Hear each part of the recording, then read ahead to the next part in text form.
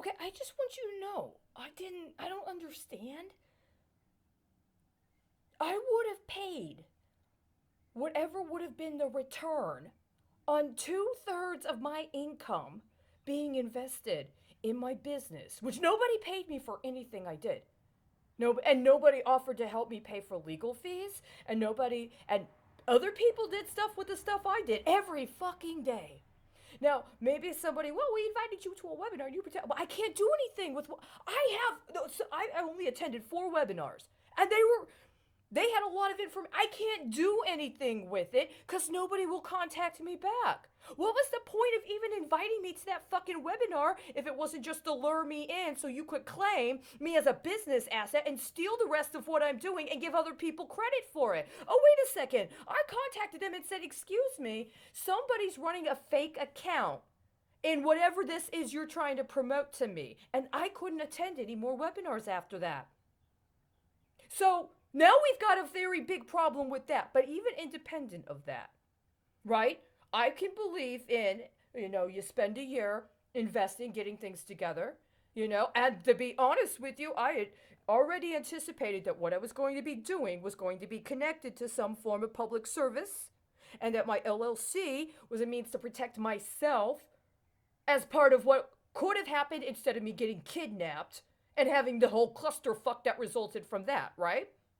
Because you need to understand, read the goddamn writ, guys. Actually read it. Actually read it, including the follow up. And what does it say? What does it say? I didn't even realize it till later, because when you get kidnapped, you get kind of trouble. Wait a second. They wouldn't let me out in time. They kidnapped me before I had asked the community center to let us have a room so we could have a meeting. They invited me to do a presentation before the whole community, and then I was kidnapped.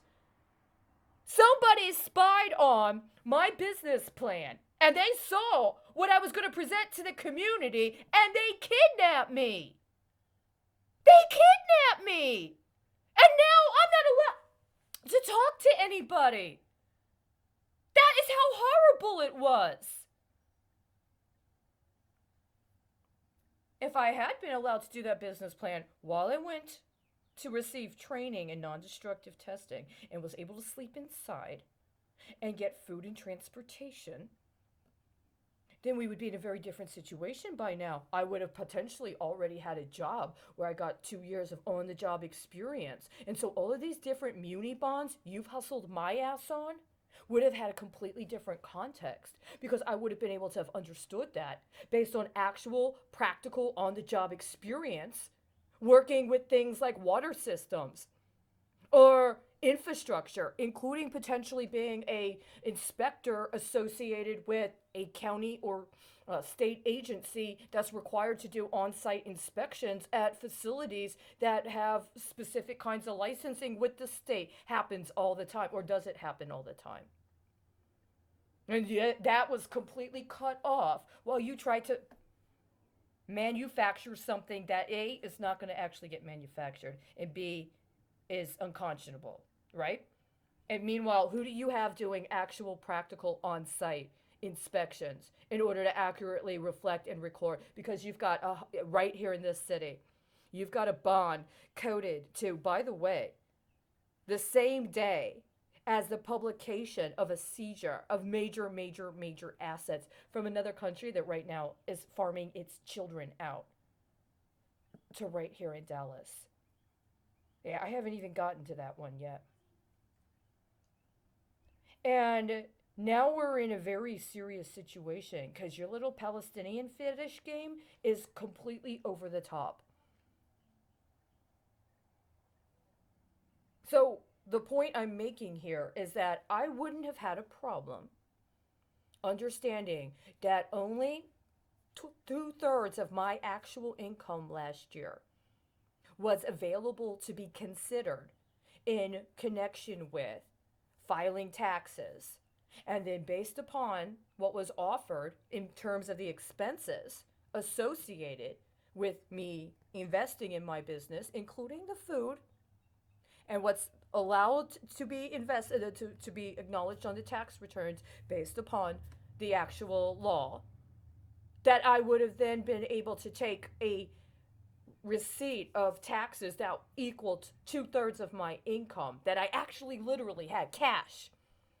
The amount that was 2/3 of the cash I had, but was the entire amount of cash I was actually given.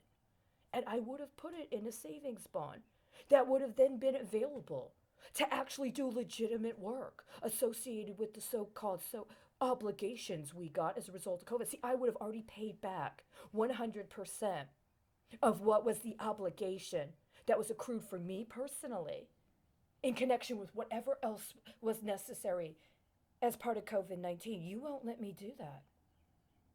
You won't let me do that. You want it to look like charity provided by the government that somebody else gets to use as their tax waiver, and I'm supposed to kick back that deal that Bank of America made for its cut of the fleecing of my country to the IRS.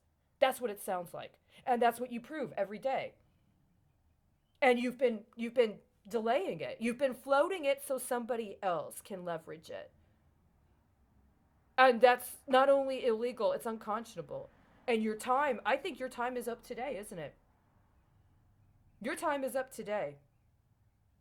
What are you going to do tomorrow? There were all kinds of other things you needed to do before right now, besides what you did do.